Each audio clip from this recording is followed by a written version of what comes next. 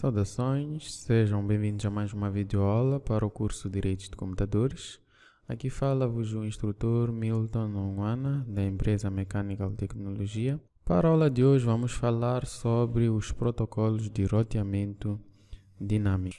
Em linhas gerais, podemos definir que roteamento refere-se à capacidade de encaminhar ou enviar um pacote de dados proveniente de um dispositivo de partida ou de origem e este pacote ser encaminhado através de uma rota para alcançar um outro dispositivo localizado em uma rede distinta da rede de origem do pacote. Numa topologia de rede, para fazer o roteamento é irrelevante essa tal rede não possuir lá alguns roteadores, porque são esses equipamentos de redes responsáveis por permitir que exista esse tal roteamento. Então, é crucial que esses roteadores tenham lá algumas informações essenciais para que aconteça o roteamento. A primeira coisa para que o roteamento aconteça da melhor maneira possível é o endereço de destino do pacote, porque é com o endereço de destino do pacote que os routers vão poder encaminhar os dados sem nenhum sobressalto. E depois disso, é preciso que cada roteador dentro da nossa rede tenha lá alguma relação de vizinhança entre os routers diretamente conectados entre eles. E depois disso, é necessário que todos os routers possam fazer uma listagem de todas as rotas possíveis e no meio de todas essas rotas possíveis, eles saberem definir a rede ou a melhor rota para alcançar uma rede remota. E por fim, todos os roteadores também devem ter a capacidade de poderem fazer a atualização das informações de roteamento. Quanto aos tipos de roteamento, já tínhamos falado sobre o roteamento estático, que tínhamos dito que é um método que requer que alguém escreva todas as localizações das redes remotas na tabela de roteamento de cada roteador na rede. E isso quem faz normalmente é o próprio administrador de rede. O roteamento estático, já tínhamos dito que ele é um roteamento que é mais funcional em redes pequenas, porque se ele for configurado em redes grandes, seria mais trabalho para o próprio administrador de rede e é mais propenso a erros, porque temos lá mais de 4 ou 5 roteadores para fazer a gestão dos mesmos. O roteamento dinâmico. Esse roteamento dinâmico usa um determinado protocolo específico que faz a configuração das rotas e a partilha das tabelas de roteamento de uma maneira automática sem precisar do administrador da rede. Então, as atualizações são automáticas sem a intervenção do administrador para a troca dessas informações de roteamento e também das próprias tabelas de roteamento. Porém, a vantagem de usar o roteamento estático quanto ao dinâmico é que o estático não gasta a memória de processamento de cada roteador na rede, enquanto que o roteamento dinâmico, pelo protocolo lá configurado, ele define regras que faz com que o próprio processador do equipamento de rede tenha que definir como é que vai partilhar as tabelas de roteamento, definindo regras para que isso aconteça. Bom, antes de falarmos sobre os tipos de protocolos que são usados em redes internas, vamos falar aqui sobre alguns conceitos essenciais. O primeiro conceito que vamos falar aqui é relativo à distância administrativa, que esse é um conceito que é utilizado para avaliar a confiabilidade das informações de roteamento que são recebidas por um router que provém dos seus roteadores vizinhos. Uma distância administrativa é basicamente um número inteiro que varia de 0 a 255, onde o valor 0 ou uma métrica com distância, uma rota com distância administrativa de 0 representa uma rota mais confiável, enquanto que a de 255 significa que é uma rota menos confiável. Em suma, se um router recebe duas atualizações de rotas listando para a mesma rede remota, a primeira coisa que esse roteador vai fazer é verificar primeiro a distância administrativa. Se uma das rotas anunciadas tiver uma distância menor que a outra, ela será escolhida como rota principal e será colocada na tabela de roteamento. Os outros dois conceitos também que vamos ver aqui são relativos ao IGP, Interior Gateway Protocol, e a GGPs, Exterior Gateway Protocol. As IGPs, em português, protocolos de gateway internos, são usadas para trocar informações entre roteadores que pertencem ao mesmo sistema autônomo. Um sistema autônomo é como se fosse uma rede única ou uma coleção de redes que fazem parte de um mesmo domínio administrativo, o que quer dizer que todos os routers que fazem parte desse domínio administrativo devem partilhar a mesma tabela de roteamento. Então, os protocolos que dão suporte aos IGPs que vamos falar é o RIP, o SPF e o EGRP.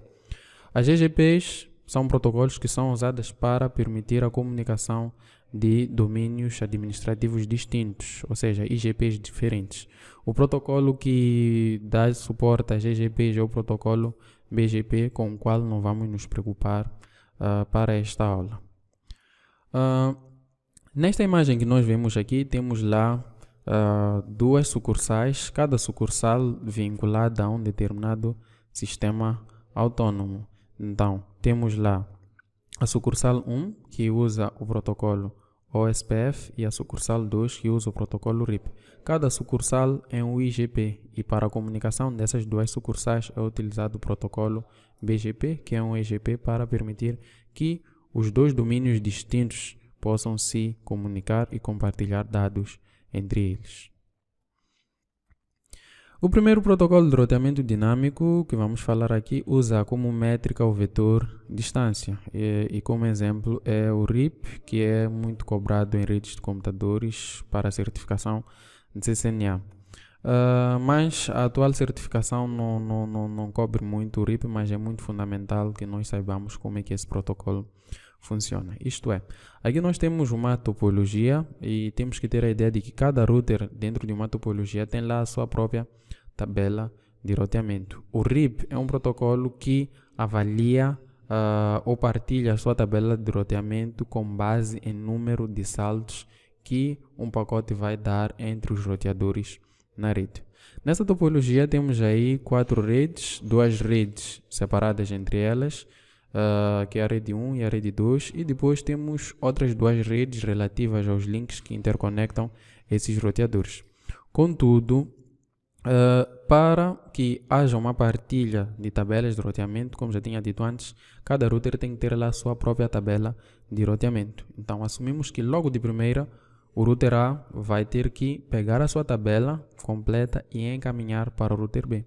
Então, o router B pega aquela tabela proveniente do router A, avalia, ao avaliar, simplesmente vai atualizar a rede que ele desconhece, que nesse caso é a rede 1 que provém do router A. Okay? Então, ele atualiza na sua tabela. Ao atualizar na sua tabela, ele também pega a sua tabela local que ele já tinha e envia para o router A. Então, o router A pega também a tabela, avalia, vê qual é a rede que ele não tem e vai atualizar somente a rede do link 2, que é a rede que ele lá desconhecia. Okay? Tomemos atenção numa coisa. Nesse exemplo, nós só estamos a fazer a distribuição da tabela de uma forma não expansível, observando roteador a roteador para facilitar a nossa compreensão. Bom, de seguida, depois daquela partilha, o router B, uma vez que ele também não é egoísta, vai pegar aquela tabela completa que ele tem lá, vai compartilhar com o router C. Então, ele ao compartilhar a tabela para o router C simplesmente vai pegar as redes que ele desconhece e vai atualizar. Então, ele ao atualizar, também vai pegar as redes que ele também tem lá, que é toda a sua tabela completa, devolve para o router B. E o router B só vai atualizar os dados que provém do router C, que ele desconhece.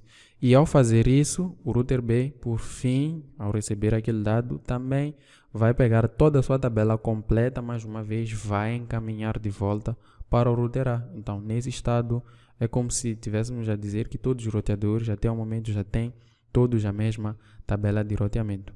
Como já tínhamos dito antes, o RIP é aquele que se baseia na contagem de saltos. Isto é, o router A, para poder alcançar a rede do link 2, ele precisa dar um único salto, que é este salto até ao router B.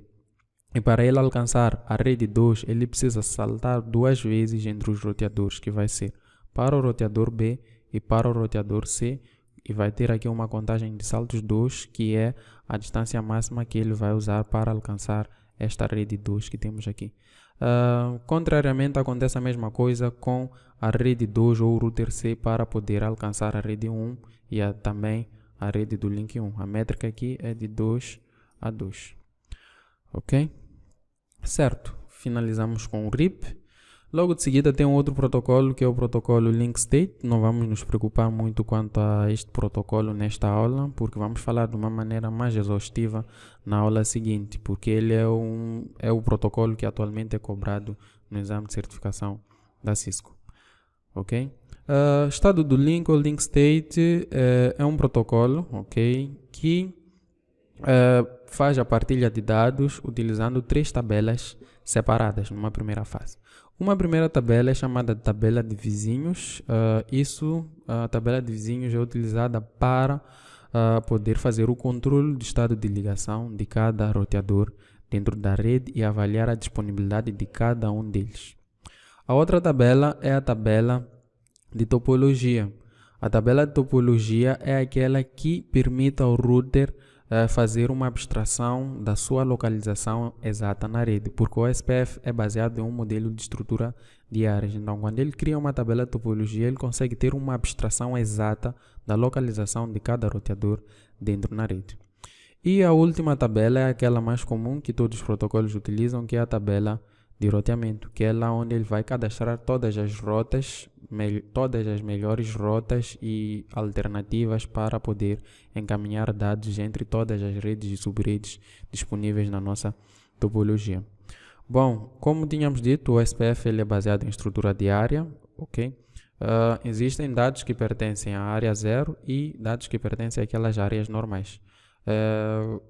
Dados ou routers que pertencem à área 0 são chamados de routers backbones, e os outros routers que não pertencem à área 0 são chamados de routers internos a essa área, ou os routers que estão nas bordas, que são chamados de routers ABR, Area Border Router. Para controlar o estado do link, ele usa um pacote chamado de pacote hello. Com esse pacote, ele consegue enviar atualizações instantâneas e periódicas para poder avaliar o estado do link e trocar relações de vizinhança entre os roteadores dentro da rede.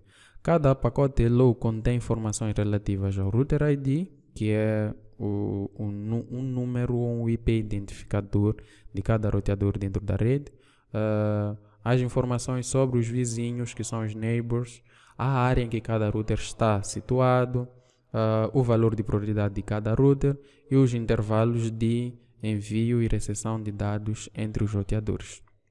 Okay? E o último protocolo é um protocolo híbrido, que ele é chamado de vetor distância avançado, que aqui a nível da Cisco ele é chamado de protocolo EIGRP. Okay? Ele é um protocolo híbrido porque ele usa as vantagens do link state e também as vantagens do vetor distância, que é aquele que o RIP utiliza. O EIGRP atua como link state porque usa o protocolo hello para descobrir vizinhos e formar relações de vizinhança, e porque também são enviadas atualizações quando ocorre alguma mudança na rede. Então faz com que ele se torne um protocolo mais versátil que o RIP comum.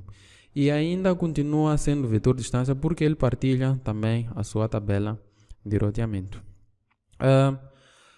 Ele usa 2 métricas para poder compartilhar dados na rede. Ele escolhe uma rota principal e uma rota alternativa, e ele utiliza 2 parâmetros para fazer isso.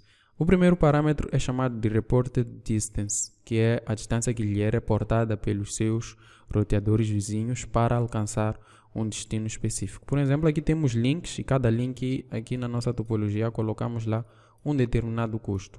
Então, olhando para este primeiro caminho entre a rede 1 para alcançar a rede 2, vamos considerar esse router como o principal. Como é que isso vai acontecer? Ele primeiro vai pedir que os routers diretamente conectados a ele enviem o valor, ok? A distância que vão lhe reportar, que é a Reported Distance. O primeiro router aqui vai reportar uma distância de 100, que é o custo que este roteador utiliza para poder alcançar a outro. E ao lhe reportar a distância de 100 com o custo que ele já tinha lá, okay, ele vai poder fazer uma contagem total, que é a Feasible Distance, que refere-se à distância total que o pacote irá percorrer partindo da origem até o destino.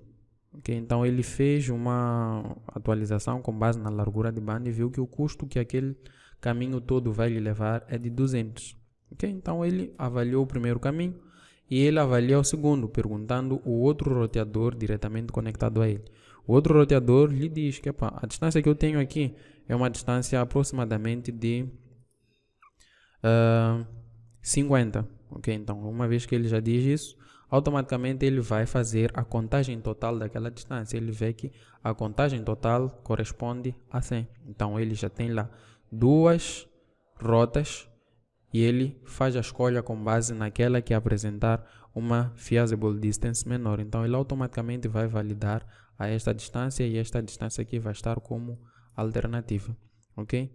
Então, com isso, a rota que apresenta menor custo será a successful, que é a preempt, a escolhida, e a outra rota será a feasible successful, que é a rota de backup, ok? Que é aquela que apresenta uma feasible distance maior, ok? Certo. Por fim desta aula, era um breve resumo. Podemos assumir que não existe um conjunto de regras que nós vamos seguir que ditem exatamente como configurar de forma clara e explícita os protocolos de roteamento para todas as situações existentes em ambientes reais. É uma tarefa que realmente deve ser realizada caso por caso, com atenção aos requisitos específicos que cada um dos protocolos e as redes de computadores que nós vamos configurar como administradores de redes. Se nós se dedicarmos e entendermos melhor como é que funciona cada protocolo de roteamento, podemos tomar boas e sólidas decisões que podem atender às necessidades individuais de qualquer empresa que nós estivermos a configurar lá como administradores de rede. Para a próxima aula nós vamos falar sobre o protocolo de roteamento dinâmico, ou SPF, a versão 2, assim como a versão 3, que atualmente é cobrado no exame da certificação CCNA 200-301.